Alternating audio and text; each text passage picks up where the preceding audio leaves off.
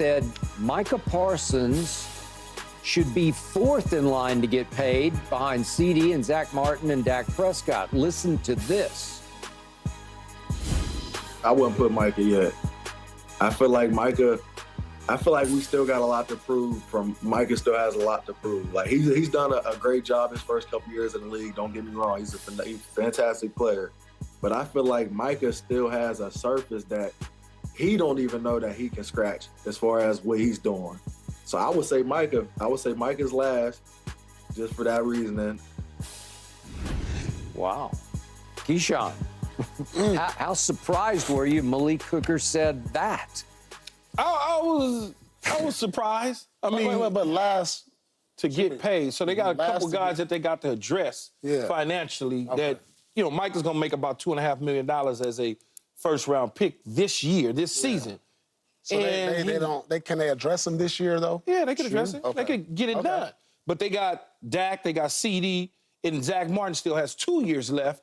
But you want to kind of maybe take a look and sniff around that so you can get him early for less money. I was surprised though, Skip, because typically as a player, you don't really get into other people's financial mess unless I'm endorsing them to get paid. Yes. Man, what? So it's like, well, should Skip be paid and Paul be paid? Which one goes first? Man, they both should get paid. Yeah. Boom. They both, and so I tried to even help him walk it back a little bit. And he sort of did. Yeah, he sort of kind of, but I asked him the question. The question was simple. You got 4 guys coming up. Which one should go first? Because that's the conversation. Should it be CD Lamb, the receiver who had a phenomenal year? You set him up, Key. You set him up. Should it be Dak Prescott? Should it be Micah Parsons? No. Zach Martin? But Micah is on the side of the unit that he plays on the defensive side, though, Paul. So in the end, I probably would have just said, man, all of them got to get paid. Yeah. Period. They need to get paid to a whole nother level. Or even if you say CD Lamb, because right now all these receivers are going, and all these receivers are getting paid. They get 30, 40, 50, 60, 70, $80 million guaranteed. They getting money. So CD naturally would be one. Dak Prescott is making $50 million this year.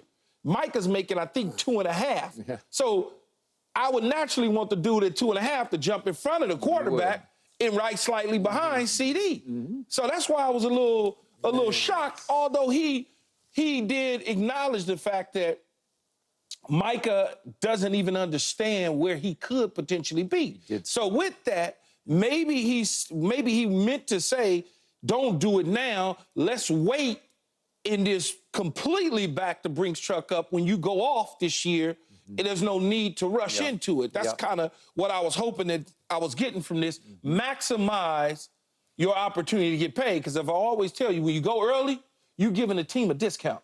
It's just what it is. If I'm going early, they getting a discount. They are getting a discount. And Malik, I'm sure Malik is like, I probably didn't want to say that. Yeah. Listen, I'm not in the football fraternity, Key and Skip, but I am in the professional sports fraternity. And I understand that there is an unwritten rule. And you don't have to say this. You don't talk about another player's position on money. Ever. And like you said, you do. I'm just gonna say pay him. Not in a way like he did it. I know he didn't mean it, probably like how it came off. I get it. But like when you speak on the teammates, even if I didn't like a teammate and they asked me about him, oh yeah, he probably should get the max, or he probably should be getting a new contract. I mean, I just think that's just an unwritten rule when you're talking about in a podcast or to the media. When you ask about a player, like, all of them at the same time. It shouldn't be no rank in how, you talk about a teammate, a ranking order when it comes to finances, like you said. And you mentioned it, and I know you tried to walk it back. But I just like, man, because as a teammate, I'm looking like what? Like, I should be fourth in line to get paid? Really? Forfeit line. I should be fourth in line. Because what that does to me, first of all, out of all the guys that's ahead of me, they make more money than me. So why not me be first? It's time for me to eat. right? Micah. If I ate the less, why do I have to be last more? Well, he is probably, out of the four, I would say Mike is probably the most decorated of the four right now. Right? No, he's not Wouldn't the you most say? decorated. Of the four? No, I mean, Dak is he's the OG.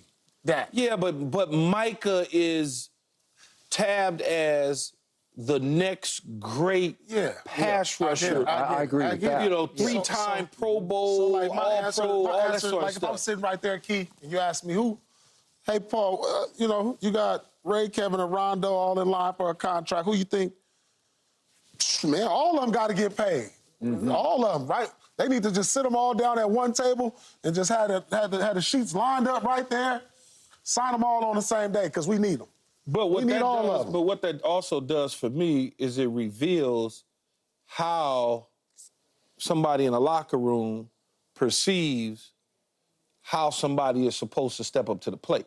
Because even with the Dak Prescott, putting him behind a center, I mean, you know, behind the offensive lineman, is a little head scratcher to me because he's a quarterback. Well, it don't matter. You know, Dak done made a lot of money already. Yeah, but do you still I just not feel put like the- this can cause something in the locker room. This could really, like, I got to call him today, like, man, like, you know, like, Whatever. when you talking about this type of stuff, give me some more love or something. Like for real, I need you to, like, get, like, this is a sensitive subject to me. I got a chance to take care of my family for a long time. Like, Well, he didn't say he shouldn't be paid. no, I didn't say He that, just but, said like, that he why would I got to be fourth in line? address it later and I need, address the other ones if first. he can eat right now, if he can go into that Jerry Jones right now and sign, you don't think he want to do that right now? What you think, Skip? The oldest locker room rule is don't mess with another player's money. Period. But You know Keyshawn that. Johnson. John set him up. Man, will you stop? He set him up. He set him up. For that. Man, I just did my job, asked him a question. That was a setup question. Oh, God, stop. Set him up. Said he. Keyshawn. In another way, this was music to my ears because what have I been telling you about Micah for 2 years? He has not lived up. And we had him way too high up because we were putting him in the conversation with Lawrence Taylor. He was in the conversation 2 years ago. Is he the I next? wasn't on the show. I understand. I got it. But I was, and I did. And I have regretted that because he has not lived up. He has not been able to sustain very good starts to the last 2 seasons because he has tailed way off down the stretch of the last 2 seasons, last 6 or 7 games. I might even go so far as to say he started to disappear. Maybe he got worn out. Maybe he got worn down because he's not the most physical player. Maybe the giant tackles just engulfed him Maybe they and start just bullied him. double-teaming him. Yeah. That's a lot of things. A lot of things can happen. But all I know is he's now played in 4 playoff games, and in 4 playoff games, he has 1 total sack. And it came in a blowout of Tom Brady's Bucks in Tom's swan song game. Remember that? Yeah, Okay, so you got 1 cheap win in that game because everybody was sacking Tom in that game. And that's all you got. And last year, I had to watch a playoff game. I was forced to watch the whole thing in which you played the Green Bay Packers, the youngest team in the league, and you registered your worst stats of your career. Really good of your quarterback in career. Green Bay, though. He is really good, and he's going to be even better. But the point is, I start to look at this as maybe he broke the unwritten rule, but I kind of like the constructive criticism. I kind of like the motivation. I kind of like a safety on defense. And I don't know if you can go as far as a leader, but he's a veteran safety. Maybe he felt like it's time to call Micah out a little bit because it was constructive criticism. He says he doesn't even know the surface that hadn't been scratched because he hadn't scratched it, man.